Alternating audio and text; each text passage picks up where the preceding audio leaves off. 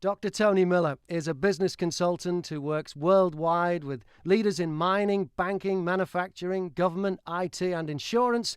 And in the last 10 years, he's worked in 35 different countries. Dr. Miller, welcome. Thank you. What's changing and why? Well, certainly in the world of employment, we've got two big factors that are massively changing everything in the world. The first in 2019 was artificial intelligence. And what we know is that artificial intelligence now has what they call cognitive ability, which means, it can think for itself. And the frightening thing is it can outthink us. So artificial intelligence is reclaiming jobs that people used to do, and it does it much, much better. So artificial intelligence can see, hear, and speak. So it's just like really talking to a very smart human being. So we're not Elon talking Musk about the thinks he- traditional artificial intelligence of robots that do manufacturing and physical No, work. no, it's Now they're way, actually doing more of the intellectual work as well. yeah, that they will create the robots that are doing the manufacturing, and they will be telling us that we're doing lots of things wrong. And that is like a huge wave in 2019 that would change the world of work forever. Now, just as that was gaining momentum, along comes COVID-19, another present from China, I suppose. Or I shouldn't have said that because they're good customers of mine. But that's where it's supposed to have come from. And COVID-19 has shown organizations, businesses, that they employ too many people. And, I hate to say it, but it's true, people are certainly the weakest link. When you look at organizations that are heavily into AI and robotics, they have all made a fortune during COVID-19. Amazon being a good example, who actually have 300,000 robots who don't go sick, don't have time off, don't complain, and certainly aren't stricken by COVID-19. So those two things together will change the world of work as we know it. We're never ever going to go back to full employment. Can't happen. We've moved too far forward. So doesn't that work? Well, home working it compounds this, because what businesses have said, because you can't come to work at home. Now, if you ask most business people, most line managers, what would happen if people worked at home, they would say, quite honestly, well, they're not going to do anything. They sit there all day with their feet up, and we never get anything done. Well, there's only been 2 or 3 big studies done, proper studies, in the last year, and the results were published this year, 2021, and they show quite the reverse, that home workers work harder, and home workers actually do like working at home. And the issue is that we found that home workers will work another 1 day in work per month.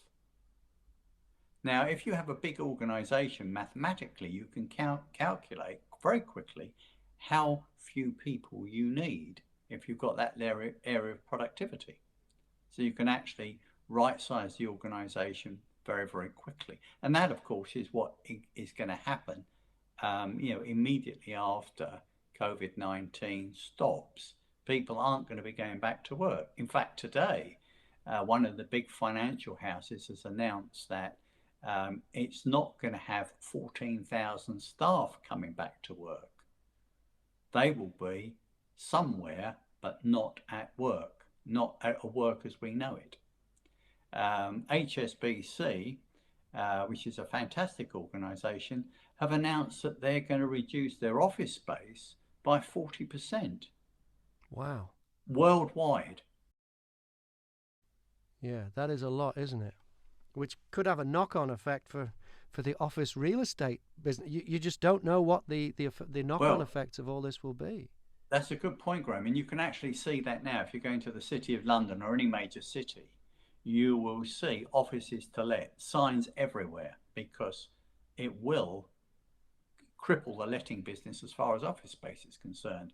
And there is a glut of office space already, before the reality of what's coming has really sunk in. But because there's change, that will also bring opportunity. There will be new jobs. That will mean people will need to be retrained for the new work, Yeah. the new environment of work. Who should take control of that? Well, that's a complex question. There aren't going to be more jobs. They're going to be jobs that are different. So there isn't going to be a recreation of jobs. I think if you're a pessimist, you'll say, well, things are going to go back to how they used to be. So if you have an optimistic view, you'll say, well, things are going to change, and what do I need to do to actually make that happen? What do I need to do to be involved in that? And that's where retraining comes in. And I think there's a whole load of new skills people need to pick up really, really quickly. And they are about how to work from home. Can I just clarify the word home? Because home doesn't mean in your home. Home means somewhere else. So home could be on the beach in Bournemouth or in Bermuda or wherever you like. As long as you've got your laptop, an internet connection, and you're disciplined, you can work anywhere. So It doesn't remote have. working would be a better description. Well, that's what it is really. It really is work. It is like that. I remember in 2018, I was wandering down Savile Row, turned left at the bottom into Burlington Street, and on the left-hand side there's a Starbucks. It's on 2 levels, and I went upstairs. It was packed, absolutely packed, and it was quiet, really, really quiet.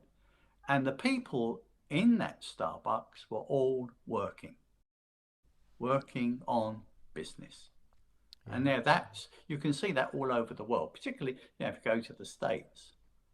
So it's very, very popular. Starbucks and public libraries are the two places you'll see loads of people working.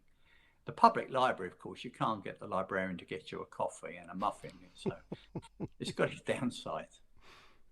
But who should take control, though, of the retraining then? Should government step in? Should it be big business, or is it up to the individual? Well, I think the responsibility is the individual, because I think if you don't look after yourself, you're going to find yourself unemployable. I mean, nowadays, everybody has Zoom or Skype or the Microsoft Office Connect or Cisco, and it's unbelievable. You still bump into people that say, "Oh, I'm looking into that." Well, hang on a minute, that's been around for years. What do you mean you're looking into it? So you're going to find that people are going to make themselves, if they're not careful, unemployable very quickly. So what strategies should organisations be looking at right now? Well, organisations should be heavily investing in training. I mean, that's a really, really big thing. And I mean proper training for their staff. They need to know about how to work remotely, what the new skills are, how to get the best out of themselves. Um, the other strategy is they've got to look at right sizing the organisation. Now, we did a lot of work on this at 2019, and you can mathematically calculate how many people you need in the organisation. And in a ballpark figure, most organisations can lose 25% of their workforce without any impact at all. Now, I'm talking not that it excludes China. China is very, very different, but it's a huge amount of people you can let go. And the other thing I think that we're seeing happening is everybody's looking for talented people. And the issue is already there aren't enough talented people to go around. With payment, I think you're going to see in the future. I mean, this year, I'm talking about the future. I'm probably talking about next week. You're going to see people that pay a lot of money for people who can do things rather than people who have the knowledge. So we're looking for a world of doers. And will there be more individuals as contractors as a result of that, selling their Yeah, services as yeah, like what's been called the gig economy? yeah. And it's another nice term from America. It's Sounds like but you're in a you're band. yeah. Well, the gig economy, if you forget all that for a minute, I think what we're going to see happen, and it's been around for years, is that, say, the purchasing department will vanish from an organization, and the employees will be told, you know, get together, work out what needs to be done, and um, we will pay you to provide the service. So the ex-employees have like a small gathering of people together. They get paid 10% less salary and don't get any benefits. And say there are 10 people, and they would provide the same service, perhaps a contract for 2 years. Now, if they're smart and one of them leaves, then the other nine would say, well, do we really need that person, or can we do without them? Now, if they do without them, it's that salary divided by nine. So the fewer people you can run with, the richer you can become. So Mm. it's going to be an environment, I think, where the smartest people really are the survivors. People who are semi-skilled or not very bright or lazy are just going to drop out the bottom. And what will that mean for society? Higher Well, taxes? You know. well, the figures have been done on this, Graham. So don't worry about higher taxes. Um, the figures show it's a rather long conversation if we're not careful, but the figures show that you would go for something called universal basic income. Now, universal basic income gives every adult over the age of 17 a livable income. And what that will mean is you have to manage your own money. So if you're a single mum and you want more money, you ain't going to get it. There is a fixed amount that the government are going to give you. Now, the calculations that have been done are very, very interesting because they've looked at, this is mainly in America, but other countries as well, they've looked at how much the government lays out on benefits, subsidies, and all that sort of stuff. And it's more than giving everybody universal basic income. So you might think you've got a lot of time on your hands. Well, the people who are smart, I'd like to think you would be in one of those who would say, yeah, well, that's all right. I've got so much money here. I'm going to carry on doing what I'm doing now. Thank you very much. And I'll be very well off. Mm. So you're going to see a real split in society. You're going to have everybody will have stuff, but some people will have a lot more than others, the people who really want to work. So, in this time of massive change, what will separate the successful companies from the ones that fail? Well, it's very straightforward in my mind. Those companies that have gone to artificial intelligence now have got a lead start, absolutely for sure. Those who don't invest will become real casualties, being very, very quickly. And also home working. There was a report on there was a banking um, international conference just at the end of last year, and in January this year, they reported that the benefits that they have already got from home working were very significant. Now, for a bank to say very significant, you're talking about a lot of money. Yeah. So they're going to be the winners. The losers, I'm afraid, are countries that don't believe artificial intelligence is going to happen. I mean, it's already happened. So they're the countries that will become a casualty, a big casualty, and all they'll be used by other countries will be as a supplier of cheap services. But even in poor countries now, you can see particularly crops and agriculture being run by artificial intelligence and robots. That's already happened. So, it's going to be better to be in the driver's seat than the passenger seat then? 100%. And I think people have got, at the moment, have got that option. You know, I always say to people, get trained up, find out what's going on, be in the driver's seat. If you're a passenger, it's going to be a very short journey. Dr. Tony You might Miller, not like it. thank you very much. Where can we find out more? Well, we're going to do quite a lot of YouTube explanations about, particularly about how home working works and what you can do.